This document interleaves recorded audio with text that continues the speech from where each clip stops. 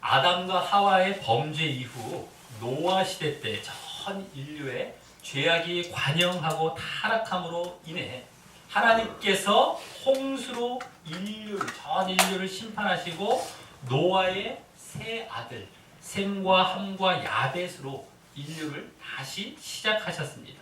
하지만 인류는 다시 바벨탑 사건을 보이며 거의 재타락하게 되었고, 하지만 하나님께서는 노아 홍수 심판 이후 다시는 전 인류를 물로 멸하시지 않기로 약속하심에 따라 이제 본격적으로 믿음으로 말미암는 당신의 나라를, 하나님의 나라를 영적으로 다시 시작하시기 위해 셈 계열의 아브라함이라는 인물을 통하여 명령과 약속을 주시며 그에 대한 그의 순종과 믿음으로 그 첫 발걸음을 떼시게 되었던 것을 우리는 창세기 12장에 들어오면서부터 보게 되었던 것입니다.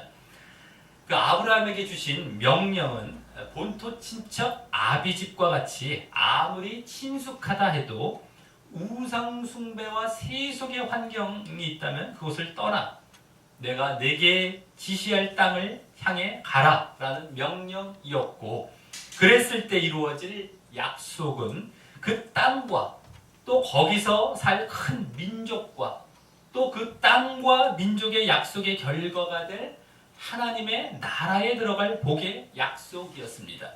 그리고 그 복은 이제 아브라함으로부터 시작하여 그 아브라함과 같은 믿음, 즉 궁극적으로 그리스도에 대한 믿음을 가진 세상 모든 민족이 얻게 될 복이었습니다. 이에 아브라함은 그 떠나서 가라라는 명령에 순종하여 가나안 땅으로 들어감으로 그 믿음을 처음 보였고, 그 이후 하나님께서는 아브라함에게 기근과 애굽 왕 바로의 사건을 통해서 믿음을 처음 시험하셨었습니다. 그리고 지난주는 그 시험과 연단에 따라 아브라함의 성장하고 성숙한 믿음의 모습을 또 한 사건을 통해 다시 한 번의 믿음의 시험의 형태로 볼 수 있었습니다. 바로 풍부한 소유로 인해 아브라함과 조카 롯이 분리되는 사건을 통해서였는데, 그때 아브라함이 그 전과 같이 이번에도 하나님의 약속은 잘 믿고 있으면서도 이제는 그 전과는 달리 하나님의 뜻을 중요시하면서 특히 하나님 자체와 그 능력을 더 신뢰하고 믿는 모습을 보였기 때문이었습니다. 하지만 반면 지난주 우리는 조카 롯, 아브라함의 조카 롯의 그와 상반된 모습을 함께 엿볼 수 있었습니다. 그동안 아브라함과 함께 믿음의 길을 잘 걸어왔지만 어려움 앞에 육신의 정욕과 안목의 정욕을 쫓아 이 세상과 이 땅을 추구하는 길로 나아가므로 또 계속 세속과 죄에 찌든 방향으로 더 타협해 들어가게 되는 것을 이제 볼 수 있었던 것입니다. 하지만 아브라함은 하나님께로부터 믿음을 인정받고 하나님의 약속을 다시 갱신받으며 결국 그 믿음을 더욱 견고케 하는 길로 가게 되었던 것이었습니다. 오늘은 지난주에 이어 다시 아브라함과 이 조카 롯과 관련된 사건이 보여지는 본문입니다. 하지만 오늘은 지난주에 그 각각의 아브라함과 롯 각각의 그 믿음의 모습의 결과와도 같은 사건이 펼쳐지며 그때 다시 이 아브라함의 믿음도 이제 보여지게 되는 본문입니다.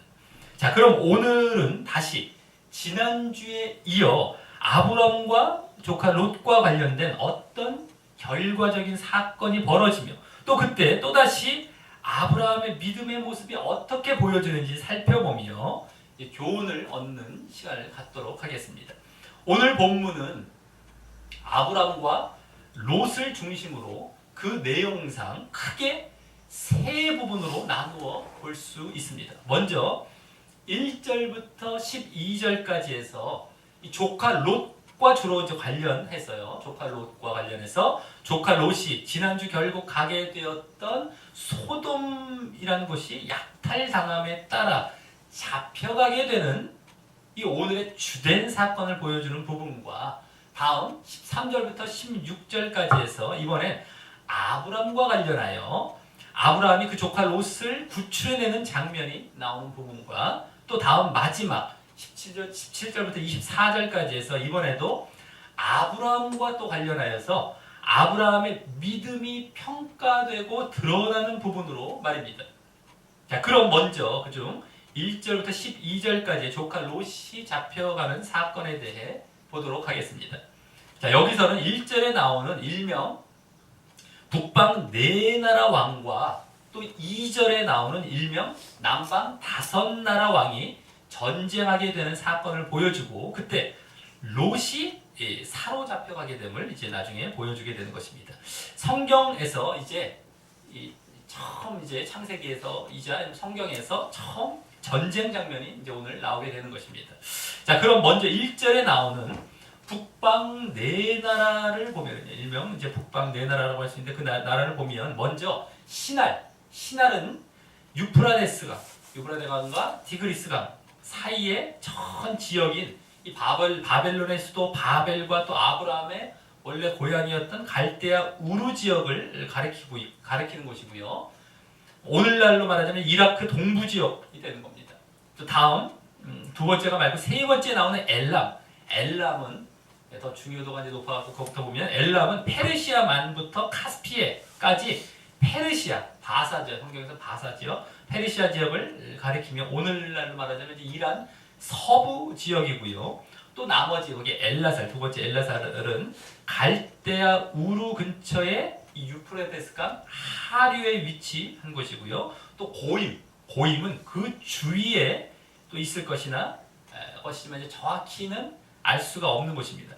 자, 그래서 이 네 나라 모두는 주로 바벨론 지역을 말하는 것입니다. 물론 페르시아, 바벨론 다 바벨론으로 한마디로 볼 수 있는데요. 자, 그래서 이 네 나라는 주로 바벨론 근처의 북방 네 나라가 되는 것이죠.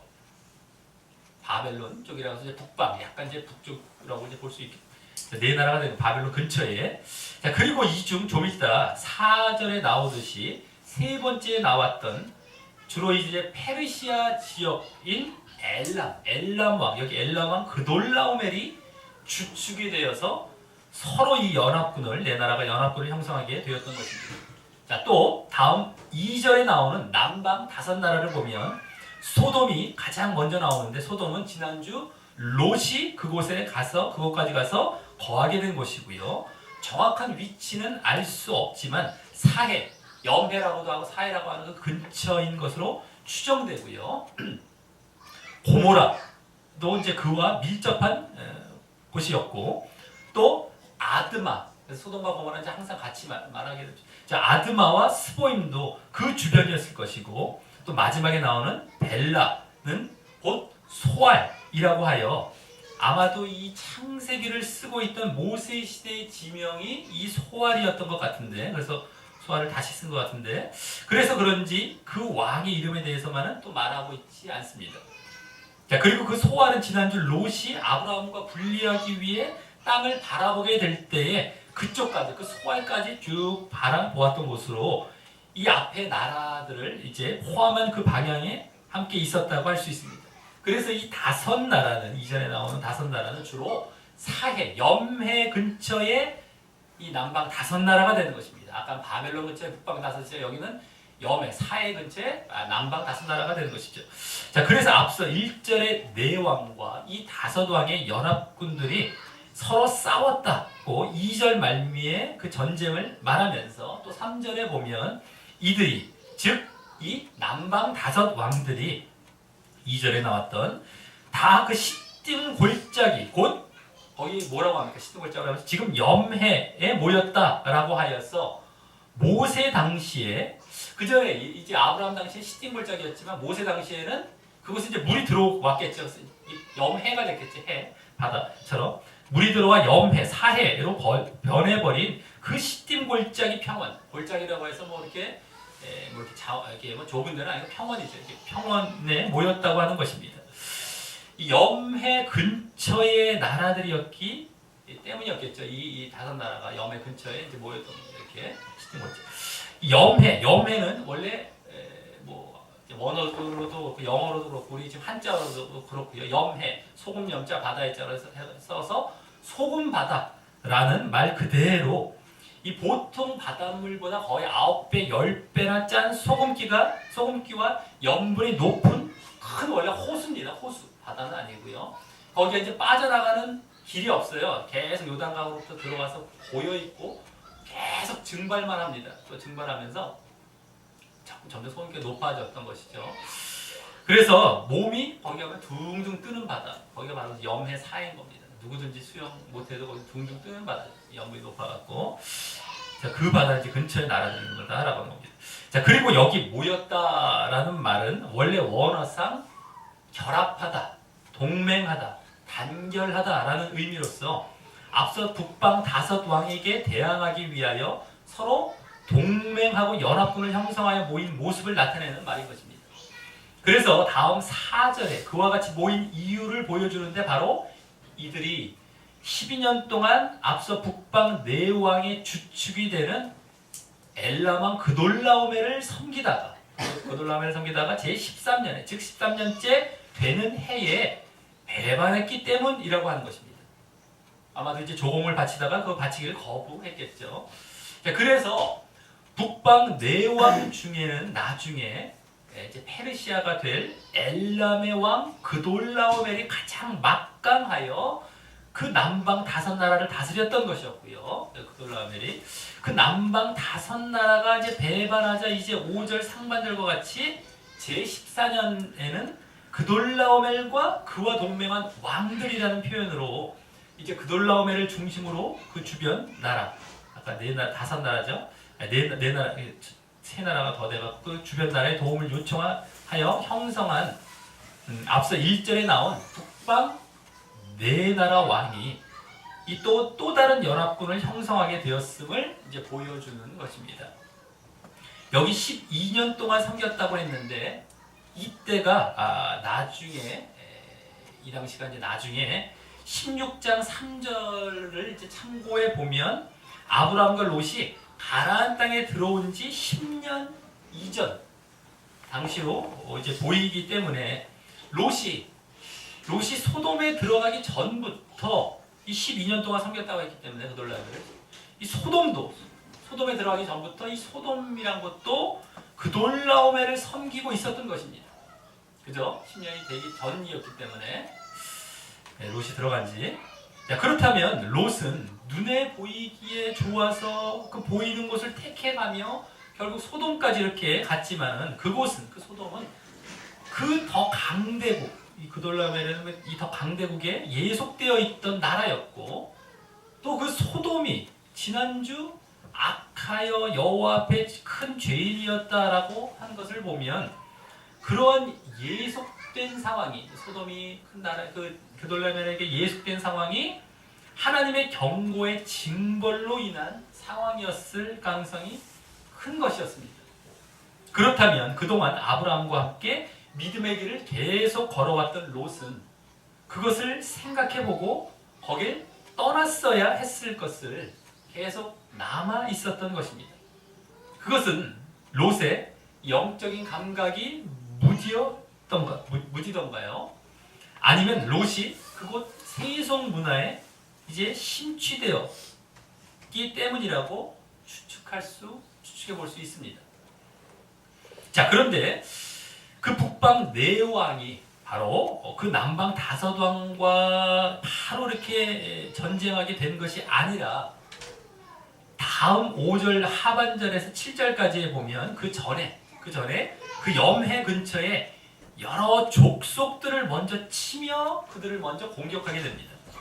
이는 아마도 그 남방 다섯 나라만 그돌라오멜에게 예속되어 있었던 것이 아니라 그 나라들 근처에 다른 지역도 예속되어 있다가 그 다섯 나라의 자극을 받아 그 다섯 나라가 배반하는데 그 자극을 받아 함께 배반했던가 아니면 이들이 먼저 연합해서 배반하여 그돌라멜에게 배반했기 때문일 것임을 이제 보여주는 것입니다.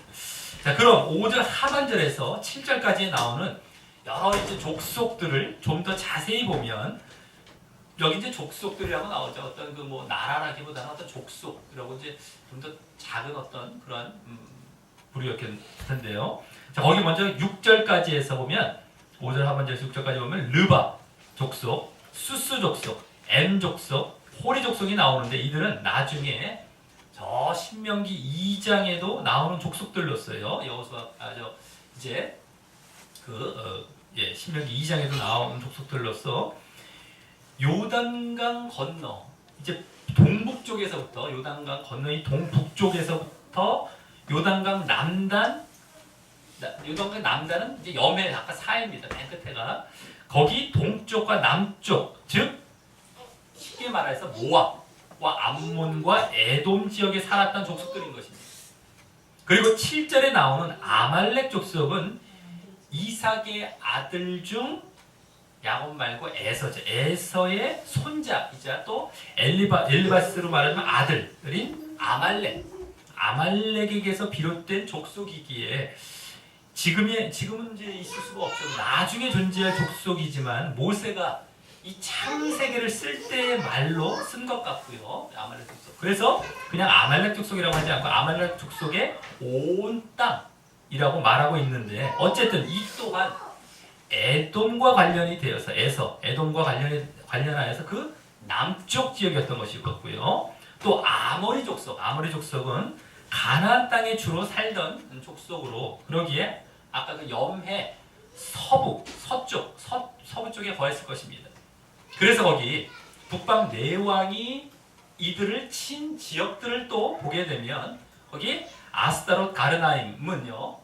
요단강 동북쪽 그 바산 땅에 있었고요. 또 함이란 곳은 갈릴리 호수 그 요단강 북쪽이 거기 게술 땅이었고 사회 기랴다임은 요단강 동남쪽 르벤 지파 땅이었고요. 또 세일산은 저도 에돔 지역이었으며 엘바라는 에돔의 남단 즉 홍해 북단 항구였고 또 엠미스밭 곧 거기 가데스라고 하는 곳은 이제 모세가 창세기를 쓸 당시에 곧 가데스가 이제 모세 때를 이제 말하는 것이죠. 곧이라. 그래서 모세가 창세기를 쓸 당시에 가데스 바네아일 것이고요. 마지막 하사손다말은 역대하 20장 2절에 의하면요. 염해 중서부의 엔게디인 것입니다. 염해 바로 서쪽입니다. 자, 그래서 이 북방 네 나라 연합군은 바로 염해 근처에 그 요단강 동북쪽 땅으로부터 요단강 남쪽 염해 동부와 남부와 또 더 나아가 서부까지를 먼저 쳤던 것입니다. 요단강 근처의 족속들이 쭉 보면 저 위에서부터 동서남북 다 있습니다. 염해 근처에. 자, 그리고 남방 5나라와 전쟁하기에 앞서서 이와 같이 그 나라 근처에 이 족속들을 먼저 친 것은 그들이 상대적으로 치기 쉬웠기 때문이었을 것이고 그러므로 앞으로의 전쟁에 그들로부터의 원조 내지 도피처 제공하는 것을 방지하게 되므로 앞으로 이제 남방 5나라와 싸울 때 유리한 입지를 확보하기 위해서였을 것입니다. 그리고 이러한 주변 지역들의 패배의 소식에 남방 이 5 왕들은 항복하는 편이 더 나았을 것이지만요. 이들의 막강한 군사력이죠. 근데 하지만 끝까지 그들의 지배에서부터 자유를 얻고자 버티고 있었던 것이었고요. 또 무엇보다 롯이 이 패배 소식을 듣고 그때라도 빨리 깨닫고 그 소돔성을 나왔어야 했던 것인데 롯도 그곳에 그대로 소돔에 그대로 머물러 있었던 것이 그 소돔과 롯의 영적 무감각을 감을 이제 보여주는 것입니다. 소돔은 당연했겠지만 롯은 더더욱이 영적 무감각을 보여주는 것이죠. 자, 그럼 이제 다음 8절부터 12절까지에서는 그에 이어 다시 앞서 3절로 돌아와서 이제 본격적으로 그 남방 다섯 왕들이 시딤 골짜기, 곧 아까 나왔던 모세 당시 염해에서 그 북방 네 왕들과 적절하고 교절하게 됨을 보여줍니다. 2절에 나왔던 남방 다섯 왕과 1절에 나왔던 북방 네 왕이 전쟁한 사실이 여기 8절, 9절에 그대로 나오는데, 다만 9절에서는 앞서 1절에 나왔던 네 왕의 순서가 약간 바뀌어서 그 주축되는 엘람왕 그돌라오멜이 가장 먼저 나오고 있을 뿐입니다. 자, 그러면서 10절, 11절에서는 그 전쟁의 양상을 보여줍니다. 먼저 10절에서는 시딤 골짜기에는 역청구덩이, 즉 천연 아스팔트죠. 역청은 그 아스팔트를 이제 채취하기 위한 모든 구덩이겠죠. 그런 구덩이가 많다고 하면서 남방 다섯 왕이 패배하는 장면을 보여주되, 그중 롯이 거주했던 곳과 관련이 있는 소돔 왕과 고모라 왕에게 초점을 더 두어서 그들이 달아날 때 그 나라들의 군사가 거기 빠지고 그 역청구덩이에 그 나머지는 산으로 도망했다는 모습으로 그 패배의 장면을 보여줍니다. 자, 다음 11절에서는 더 나아가 그 북방 네 왕이 거기 북방 네 왕이 이번에도 소돔과 고모라에 초점을 두어 거기에 모든 재물과 양식을 빼앗아 갔다고 하는 모습으로 이 남방 다섯 왕의 전쟁 참패와 피해까지를 적나라하게 보여주게 됩니다. 자, 그러면서 12절에서는 그 중에 더 범위를 좁혀 이번에는 소돔에만 초점을 두어 거기 거하는 아브라함의 조카 롯도 사로잡고 그 재물까지 노락하여 갔다고 하여 드디어 이 롯에 대한 언급이 나오면서 이 전쟁으로 인한 사실 가장 중요한 장면을 보여주게 됩니다. 롯이 포로로 잡혀갔고 또 그의 재산도 모두 빼앗겼던 것이 바로 그것입니다. 이 전쟁으로 인한 가장 중요한 장면이죠. 자, 여기까지 이제 오늘 주된 사건이자 주로 롯과 관련된 사건을 보게 된 것입니다. 바로 롯이 거한 소돔 성이 약탈되고 롯도 그 가운데 같은 피해를 당하게 된 것이었습니다. 이는 먼저 소돔 성에 지난주 나왔듯이 이 악함과 또 하나님 앞에 큰 죄인된 타락됨에 대한 하나님의 징계의 모습인 것입니다. 소돔성이 먼저 소돔이, 그리고 이 징계 이전에 그돌라오멜에 예속되어 있던 상황이라던가 또 전쟁 바로 전까지도 이 주변 지역들의 패배의 소식 등 이 경고와 회개의 기회가 있었던 것이었지만 이들은 영적인 무지함과 무감각함으로 인해서 깨닫지 못하고 계속 고집을 부리다가 결국 이와 같은 징계를 받게 된 것이었습니다. 이와 같이 하나님께서는 역사 이래 지금까지도 이 타락한 나라는 경고를 주시며 또 결국 패배와 멸망까지 나아가시며 징벌을 하시는 것입니다. 또 다른 나라들에게도 교훈도 주시면서 말입니다. 계속해서 역사 이래 이것은 계속 이어져 오고 있는 것입니다. 또 다음 이 롯에 대해서는 이제 지난주 보았듯이 요단 평원을 택하며 육신과 안목의 정욕을 따라 세속을 향해 갔고요. 또 거기서 더 나아가 그 죄된 소돔성을 따라 죄에 근접해 갔던 것에 대한 하나님의 징계의 모습인 것입니다. 그동안 아브라함과 함께 믿음의 길을 걸어왔던 자로서 계속해서 하나님을 따르며 의를 따라야 할 롯이 그와 같은 잘못된 길에 들어섰기 때문인 것입니다. 롯에게도 소돔성과 마찬가지로 이 경고와 그곳을 빠져나올 기회가 주어졌지만 그것을 무시했기에 나름 믿음의 길을 걷고는 있었어도 이와 같이 그 소돔성의 징계 가운데 함께 속해 징계받을 수밖에 없었던 것입니다. 지금도 마찬가지입니다. 하나님께서는 믿음의 길에 들어선 자가 그 믿음의 길을 바르게 가지 않으면 그 타락의 근원지를 어렵게 하심을 통해 고통과 징계를 주시며 그를 바르게 돌아오게 하시려는 것입니다. 그리고 경고도 주시지만 그것을 받아들이지 않을 때에 그와 같이 결국 징계를 받게 되는 것입니다. 더 나아가면 이제 심판까지 나가는 것이죠. 자, 그래서 사실 이제 오늘 여기서 북방 4나라와 남방 5나라의 전쟁이 이 사건의 큰 흐름 같지만 사실 하나님의 시각에서는 이 소돔성의 회개에 더 초점을 두고 계신 것이고요. 또 무엇보다 롯이라는 한 인물에 관심을 두시고 그를 바르게 돌이키려 하시는데 더 큰 관심을 두시고 이 전쟁을 일으키게 하시는 것입니다. 그만큼 한 사람이라도 정말 바르게 돌아오기를 원하시고 계신 것입니다. 자, 이제 다음 13절부터 16절까지에서는 이번에는 아브람과 관련된 모습이 나오는데 조카 롯의 이 포로됨과 약탈의 상황을 전해 듣고 아브라함이 그를 구출해내는 모습을 통해서입니다.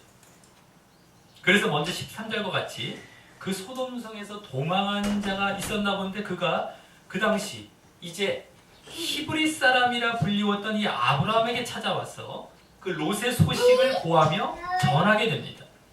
여기서 우리는 아브라함의 당시의 명성에 대해 이제 볼 수 있습니다. 먼저 그 소돔 사람이 아브라함을 찾아왔다는 것은 아브라함과 롯과의 관계를 알고 있었다는 것입니다. 아브라함과 롯과의 관계를 알고 있었기 때문에 아브라함을 찾아왔겠죠.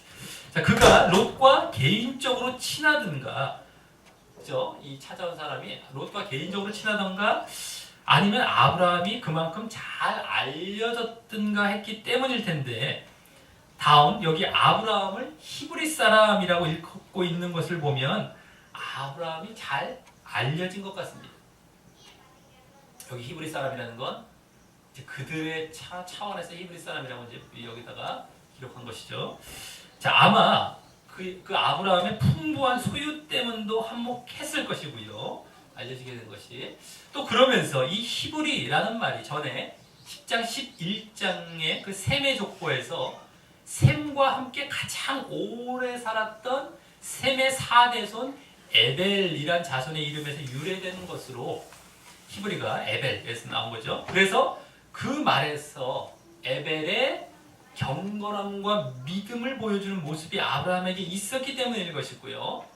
또 그 말이 담고 있는 에벨이라는 말이 담고 있는 원래 의미가 에벨, 히브리 이 말이 담고 있는 원래 의미가 건너편이란 의미가 있기에 아브라함은 저 유브라데 강에서 건너온 나그네, 이방인으로서의 이미지가 있었기 때문일 것입니다.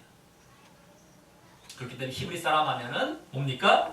한마디로 하나님에 대한 믿음이 있으면서도 또 나그네로 살아가는 자로서의 의미로 그와 같이 불렸을 것입니다. 믿음도 있고 나그네 또 이방가 이러한. 아브라함은 나중에 보면 나그네와 같이 거기 가나안 땅에 거하게 되는 나중에 보게 됩니다. 자, 그런데 그때의 그 다음과 같이 아브라함이 아모리 족속 마므레라는 사람의 상수리 숲을 근처에 거했다고 지난주 이제 13장 말미에 나왔던 사실을 말씀하면서 마므레는 또 마므레가 사람이라고 했었던 것이 여기 이제 드러나죠. 그래서 마므레는 에스골의 형제요. 또 아넬의 형제라고 하면서 그 마므레, 에스골, 아넬 그 3형제가 아브라함과 동맹한 자더라라는 말로 그들을 소개합니다. 당시에는 이제 치안이 부족해서 그런지 그와 같이 동맹들을 많이 맺고 또 스스로도 무장하여서 자신들의 재산과 생명을 보호해야 했었던 것 같습니다. 그래서 다음 14절과 같이 아브라함이 그 조카의 사로잡혔음을 듣고 롯을 구출하러 갈 때 거기 집에서 길리고 연습한 자, 즉 이 말은요 정확히 말해서 집에서 태어났고 그래서 훈련받아 무장한 자 이 얘기입니다.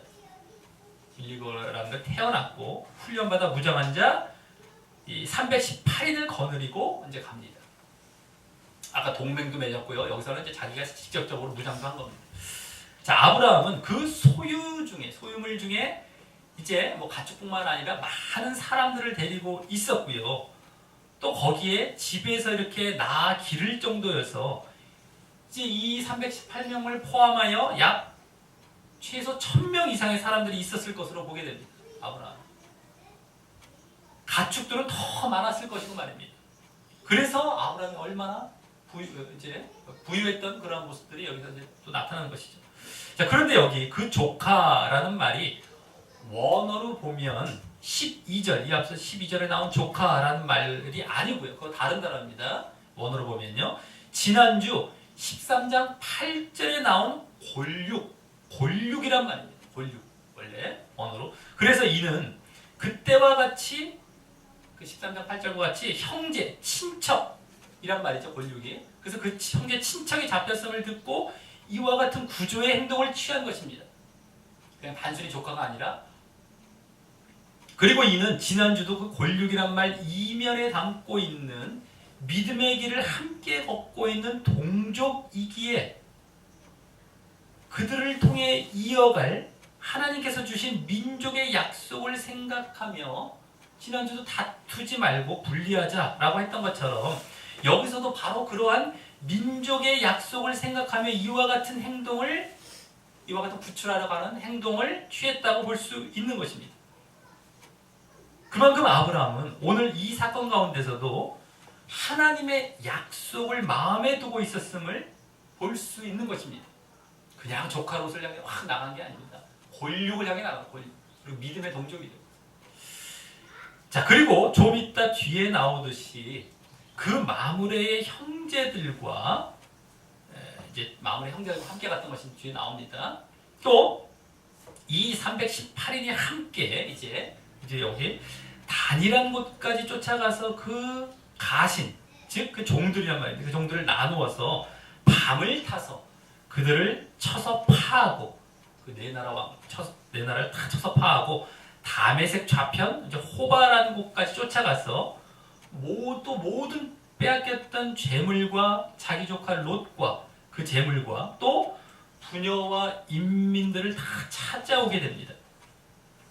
여기 조카 롯의 재물과 이 사람들을 재물을 찾아오면서 동시에 이 뒤에 소돔 왕이 이제 아브라함을 영접하는 것을 보면 주로 소돔과 고모라에 빼앗겼던 재물과 사람들을 찾아왔을 것입니다. 롯의 재물과 사람들을 찾아오면서 소돔과 고모라의 그 재물과 사람들을 찾아왔을 것입니다. 롯 때문에 이제 이 소돔도 다시 회복할 수 있게 된 것이죠. 그럼 이 장면에서 얼마 안 되는 이런 군사로 단지 밤에 이제 그 나누어서 이렇게 과신을 나누어 공격했다는 이유로 이와 같이 주변 지역까지 파했던 주변 지역까지 다 파했던 북방 네 나라의 군대를 담대히 나아가 이길 수 있었던 것은요. 그 이유는 결정적으로 아브라함의 하나님과 또 그 민족의 약속에 대한 믿음 때문에 하나님을 의지해서였을 것입니다. 하나님과 그 약속에 대한 믿음, 민족의 약속에 대한 믿음 때문에. 조카 롯이 믿음의 동족이기 때문이기도 하지만 그보다 자신을 통해 민족의 약속을 이루실 것을 믿기에 자신을 패하게 하고 죽이게 하지 않으실 것이란 그 하나님의 약속과 능력을 동시에 믿는 믿음 말입니다. 그리고 이는 지난주 땅의 약속과 관련하여 롯에게 선택권을 양보하며 아브라함이 그 하나님과 그 능력을 믿고 신뢰했던 것보다 더 진전된 모습인 것입니다. 땅을 이제 양보하면서 롯에게 그래서 하나님의 능력을 믿었죠. 하나님의 능력을 믿었는데 그거 더 진전된 모습입니다. 왜냐하면 우선 자신의 목숨과도 관련이 있었기 때문입니다. 그리고 이는 지지난주 기근으로 인해서 애굽으로 내려갈 때에 아브라함이 자신의 목숨을 잃을 것을 두려워했던 것에서 다시금 많이 성장하고 성숙한 믿음의 모습인 것입니다. 그때 목숨을 잃을 것에서 두려워하면서 뭐 아내를 누이라고 이제 말하겠죠. 그런 것까지에 비해서 엄청나게 지금 목숨까지 그냥 내놓고 나아간 겁니다. 자, 그리고 이로써 아브라함의 이제 믿음에 따른 도움과 구출로 인해서 롯은 물론이고 소돔까지도 이것이 심판으로 끝난 것이 아닌 또 다른 경고, 그냥 징계와 경고로 그치고 또다시 기회가 주어진 것이 되는 것이었습니다. 또다시. 자, 이제 오늘 마지막 부분인 17절부터 24절까지에서는 이 전쟁과 구출의 결과로서 이제 소돔 왕과 또 살렘 왕이 찾아와서 아브라함을 찾아와서 다시금 아브라함과 관련된 내용이 나옵니다. 그의 믿음이 직접 평가되고 드러나는 차원에서 말입니다. 먼저 17절에서는 북방 내왕을 파하고 돌아오는 아브라함을 소돔 왕이 사회 골짜기, 곧 거기 모세 당시 왕곡, 그 왕의 골짜기란 말입니다. 한자로서 왕의 골짜기라고 하는 곳에 나와 영접합니다. 그리고 그때 18절에서 20절까지에서는 오늘 갑자기 등장하는 살렘 왕 멜기세덱이라는 자가 떡과 포도주를 가지고 나왔다고 하며 그에 대해서 말하기를 그는 지극히 높으신 하나님의 제사장이었다라고 합니다. 그럼 이 살렘 왕은 갑자기 왜 나왔으며 또 이와 같이 하나님의 제사장이란 말도 갑자기 나오는 것이 이상한데 그럼 이 멜기세덱은 누구를 말할까요? 여기 살렘이란 말이 예루살렘의 옛 이름으로서 원래는 이제 살렘은 뭡니까? 평화, 평강이란 뜻이고요. 또 멜기세덱의 멜기는 왕이라는 말이고 세덱은 의이라는 말이어서 멜기세덱은 의의 왕이란 뜻을 가진 말입니다. 이름입니다. 그래서 그래서 히브리서 7장에서도 이 멜기세덱을 의의 왕, 또 평강의 왕으로 소개하고 있고요. 또 아비도 없고 어미도 없고 족보도 없고 시작한 날도 없고 생명의 끝도 없어 하나님의 아들과 방불이라는 건 하나님의 아들과 유사하고 항상 있는 제사장이다 라고 소개하고 있습니다. 그래서 거기서는 히브리서에서는 예수님의 모형과 예표로서 예수님께서 나중에 나올 레위 계통의 제사장보다 뛰어난 그 영원한 제사장이심을 보이기 위해 등장하는 인물로 말씀되고 있죠.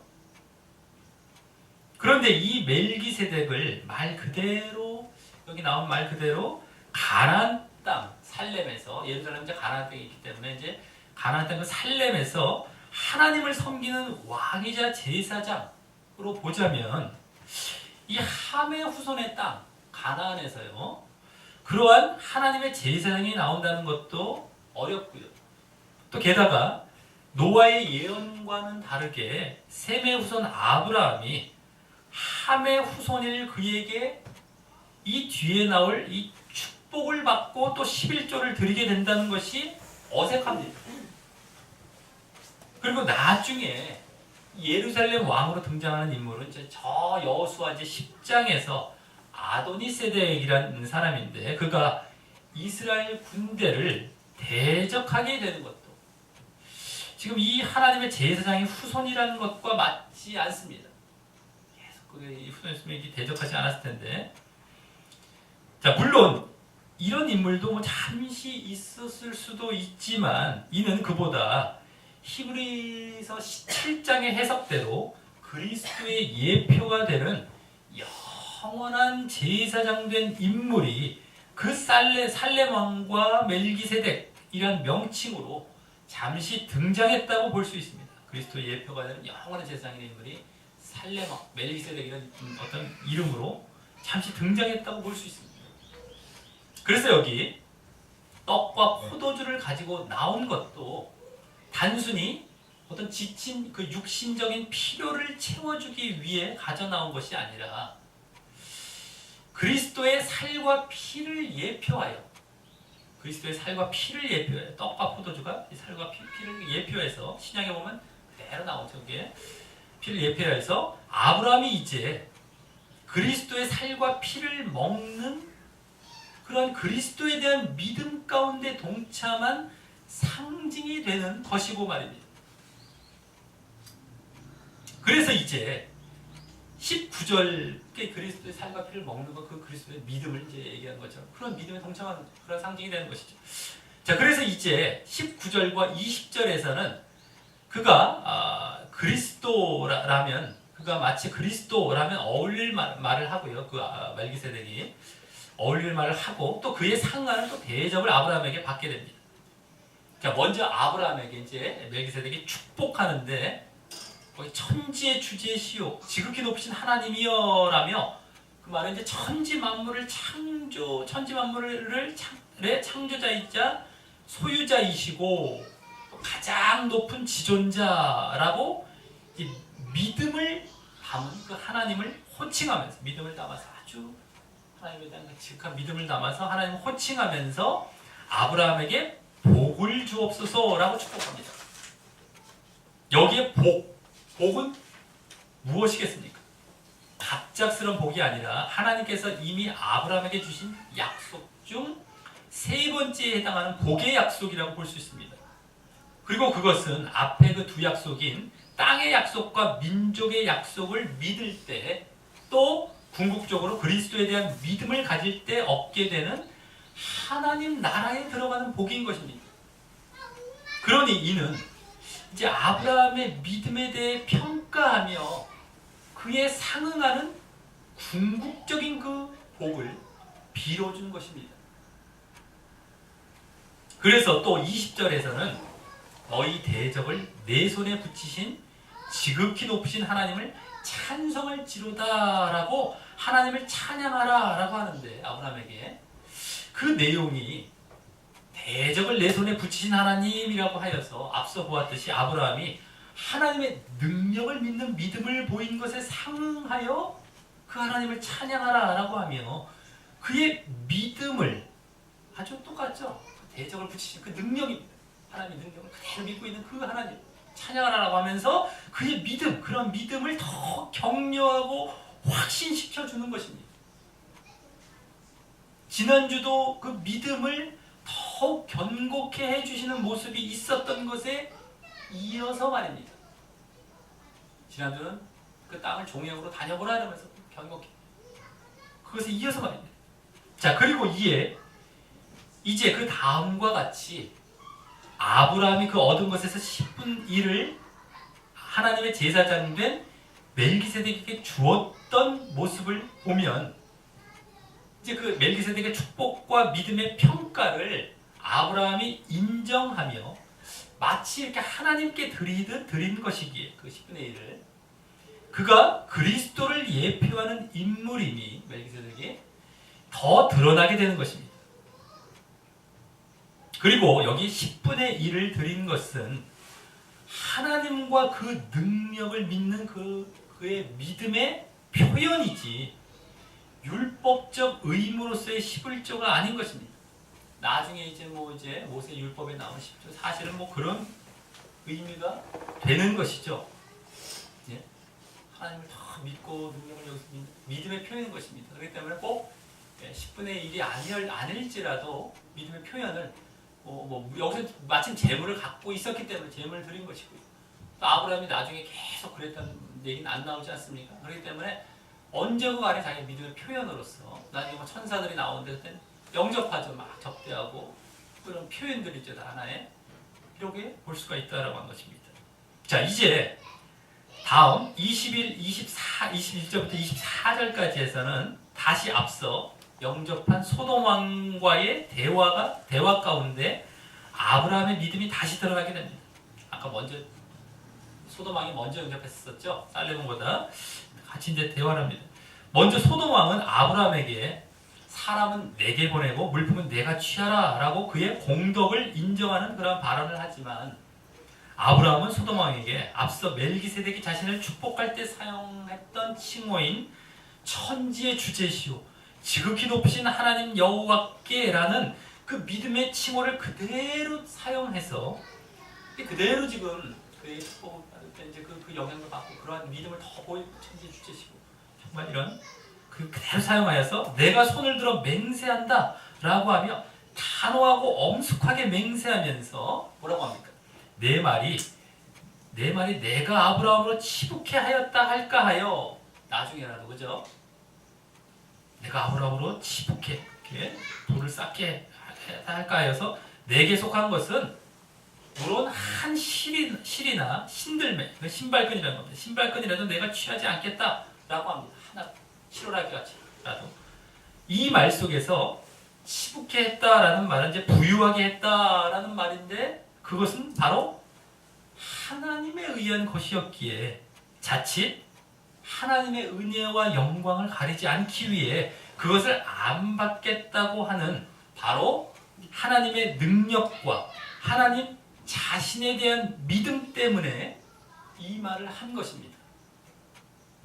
그대로 그 믿음이 여기 보여지는 것이죠. 하나님 자신과 능력에 대한 그 믿음 때문인 것입니다. 자, 그러면서 마지막 24절과 같이 오직 소년들, 즉 자신이 길리운 아까 그 군사들 318명의 군사들의 먹은 것과 또 자신과 동행한 아넬과 에스골과 마물의 삼형제의 분깃, 즉 분깃이라는 목, 분배분이죠. 그건 제한한다고 하며 그 세 형제들이 그 분깃과 그 수고한 값을 취하도록 해줍니다. 이는 그들에게는요, 그 세 형제들에게는 하나님에 대한 믿음이 없는 자들이었기에 그런 것이었고요. 그러기에 이 모습에서 반면 아브라함의 그 믿음 가운데 자신이 소신껏 받지 않는 모습을 보인 것이기 때문에 여기서 하나님에 대한 믿음이 더 드러나고 있는 것입니다. 그들은 취하게 하면서 자신의 믿음을 더 여기서 드러내고 있는 것이죠. 말씀을 맺습니다. 오늘 말씀은 아브라함이 처음 믿음을 보인 이래 그 믿음의 시험을 2차례나 받으면서 그 믿음이 성장하고 성숙해짐을 보인 이후 다시 오늘 롯이 거한 지역의 전쟁과 또 롯의 구출이란 사건을 통해서 그의 믿음의 성장과 성숙을 또 보여준 말씀이었습니다. 그리고 오늘 그 사건도 하나님께서 소돔과 롯을 회개케 하고 바르게 돌이키게 하기 위한 이 하나님께로 말미암은 그 징계의 성격이 있었던 것이었기에 동시에 아브라함에게는 지난주까지와 같이 다시 한번 믿음의 시험의 사건이 되는 것이었습니다. 그래서 오늘 아브라함은 롯을 구출하는 가운데 롯이 지난주와 같이 곤욕이기도 하지만 이번에는 자신을 통해 하나님께서 주신 민족의 약속을 이루실 것을 믿고 또 하나님께서 자신의 목숨을 살리실 그 능력을 믿음으로 담대히 나가 싸워 승리한 모습에서 지난주는 이 땅의 약속과 관련하여 하나님의 능력을 믿었다면 이번에는 민족의 약속과 관련하여 하나님의 능력을 믿는 그 믿음의 성장과 성숙을 보였던 것이었습니다. 이 땅의 약속, 민족의 약속, 이 약속이 계속 나옵니다. 이번엔 민족의 약속 관련해서 그 능력, 하나님의 그 능력을 믿는 겁니다. 그 믿음의 성장과 성숙을 보이는 겁니다. 기근 때문에 애굽으로 내려갔던 첫 시험 때에 비해서 말입니다. 그때는 둘 다 없었었죠. 자, 그리고 지난주 그에 따라 하나님께서 그러한 믿음에 따라서 하나님께서 아브라함의 믿음을 인정하시며 또 당신의 약속을 다시 확인해 주시고 또 땅을 종횡으로 다녀보라며 그 믿음을 더욱 견고케 하시는 모습이 있었다면 오늘도 그와 같은 모습이 이 멜기세덱이라는 인물을 통해 그 믿음이 마치 그리스도의 살과 피를 먹는 믿음과도 같음을 인정하시며 또 이 또한 당신의 약속을 이번에는 지난주와 같이 땅과 민족의 약속을 뛰어넘어 지난주와 같이 땅과 민족의 약속을 뛰어넘어 그 궁극적인 하나님 나라의 복의 약속으로 다시 확인해 주시고요. 약속을 이번엔 궁극적인 복의 약속. 또 이번에는 대적을 손에 붙이신 하나님을 찬양하라고 하며 하나님의 능력에 대한 믿음을 더 직접적으로 격려하고 확신시켜 주며 이 믿음을 견고케 해 주셨던 것입니다. 지난주에 그대로 되침되면서 그러면서 롯에게 또 다시 한번 경고하시고 기회를 주시면서 말입니다. 그래서 오늘 롯의 편에서는 징계의 고통의 상황이 펼쳐졌다면 아브라함 편에서는 더욱 인정받고 복된 길로 나아가고 있었던 것입니다. 바로 하나님의 아브라함의 그 하나님의 약속과 그 능력에 대한 믿음의 차이로 인해서 말입니다. 자, 우리의 믿음의 결과도 바로 이와 같을 것이라는 것을 명심해야 합니다. 믿음의 시험이 올 때에 빨리 깨닫고 돌이켜야 하고요. 그러지 못했다면 기회가 주어져 있을 때 다시 감지하고 빨리 거기서 빠져나오고 회개해야 합니다. 그렇지 않다면 그 마지막 결과는 마치 오늘 극명하게 대조되어 보여진 것과 같이 한쪽은 멸망을, 한쪽은 축복을 받는 길로 결국은 끝마쳐질 것입니다. 지금은 아직까지 완전히 글로 간 건 둘 다 아니지만서도 보여주고 있는 겁니다. 자, 오늘 말씀을 경고 삼아 나를 되돌아보고 하나님과 그 약속에 대한 분명한 믿음, 더욱 견고한 믿음 가운데 걸어가시는 자 되시기를 예수님의 이름으로 간절히 축원합니다. 네, 우리 찬양하시면서 기도로 나아가도록 하겠습니다.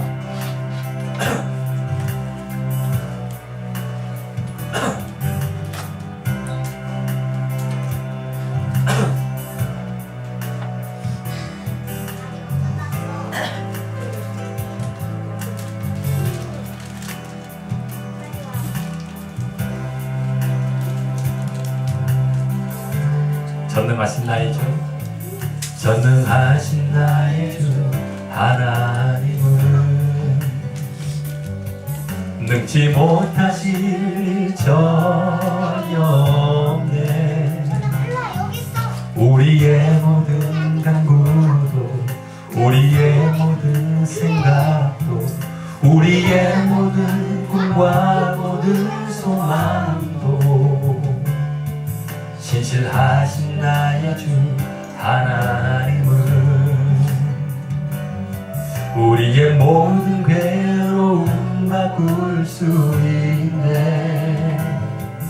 불가능한 일 행하시고 죽은 자를 일으키시니 그를 이길 자 아무도 없네.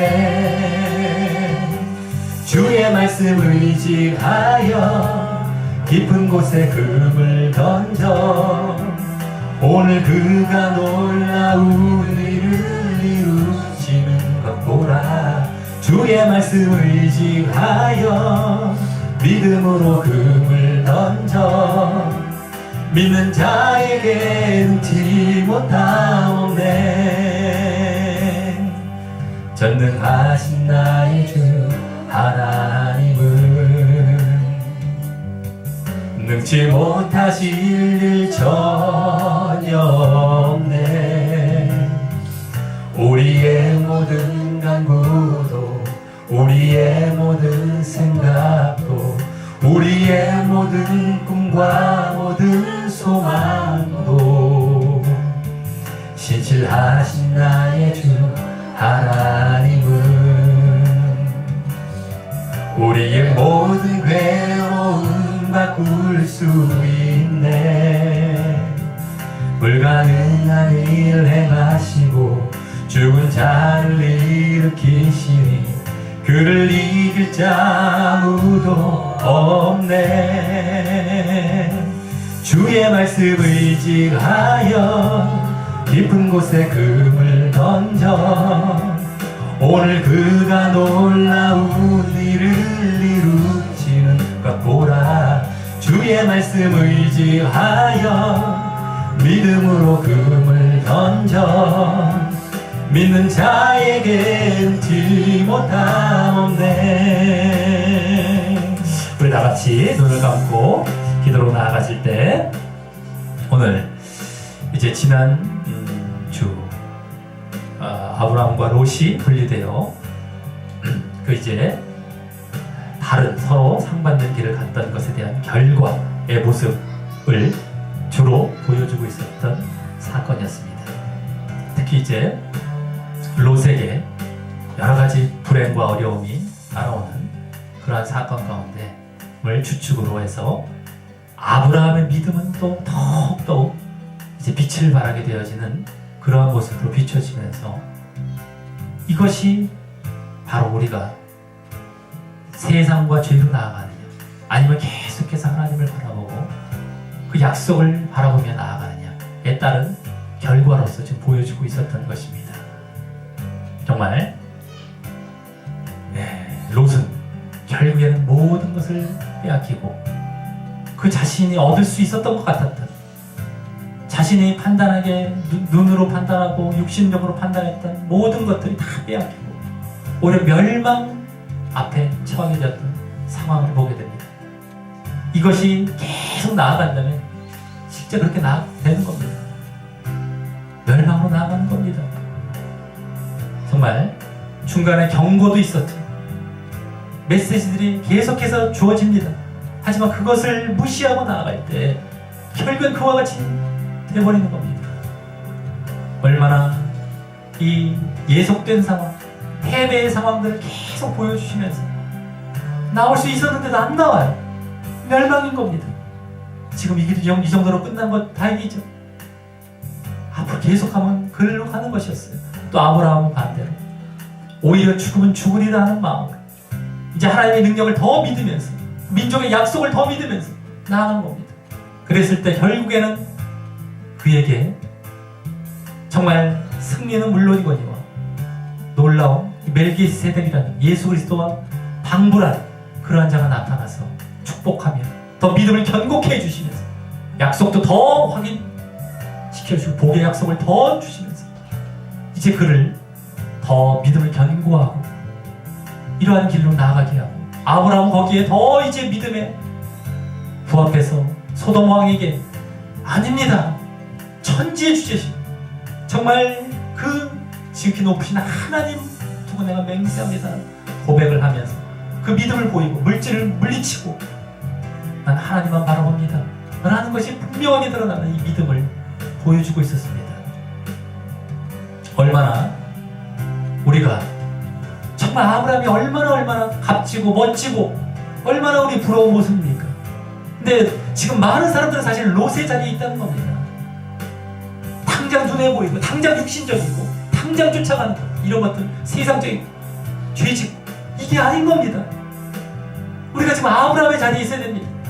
그럼 예수님께서 함께 하시고 하나님께서 함께 하시고 우리 더욱 하나님을 찬양하고 하나님을 높이고 그 믿음의 견고함 가운데 나아가 이러한 정말 날마다 더 하나님께 나아가고 견고해지고 상승해가는 이러한 자리를 우리가 부러워야 됩니다. 근데 그렇기 위해서는 눈에 안 보여야 됩니다. 그리고 믿음을 보고 나아가는 겁니다.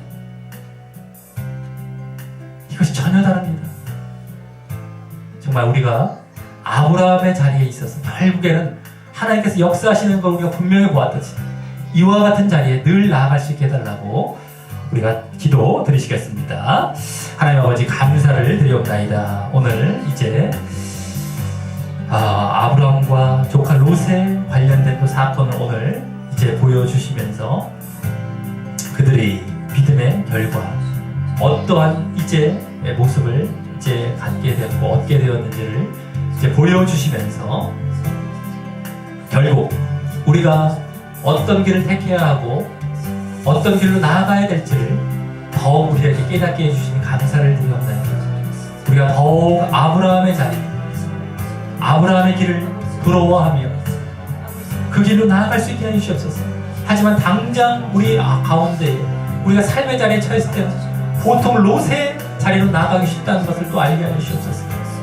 이걸 깨닫지 못하고 당장 눈에 보이는 것, 육신적인 것을 향해 나아간다라는 것을 이제 우리가 또 잘 분별하면서 그것이 아니라 눈에 보이지 않더라도 당장 아무런 것이 이제 보여지지 않다 하더라도 하나님의 말씀을 믿고 그 약속을 믿고 또 그분의 능력을 믿고 나아갈 때 정말 놀라운 결과가 나중에 우리에게 주어질 것이라는 것을 우리가 깨닫고 정말 절대 우리가 이와 같은 세상 죄 이런 걸 쫓아가거나 눈에 보이는 육신 이런 것들을 쫓아가는 그러한 자리에 있지 않도록 더 도와주시옵소서.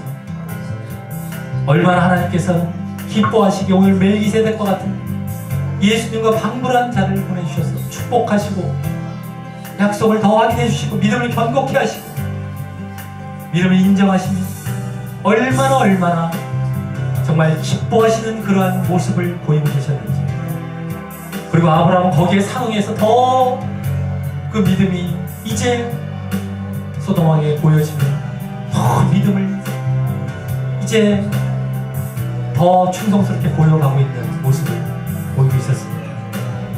아버지, 이러한 모습이 얼마나 아름답고 얼마나 값진 것인지 이 은밀한 하나님과의 교통, 사귐, 진정한 믿음의 길, 생명의 길로 나아가는 이 결말은 결국에 오늘 하나님께서 그 복을 약속하셨던 것처럼 하나님 나라에 들어가서 영원히 하나님과 보아하는 이루 말을 할 수 없는 차이가 나는 이러한 결과라는 것을 우리로 하여금 깨닫게 해주시옵소서.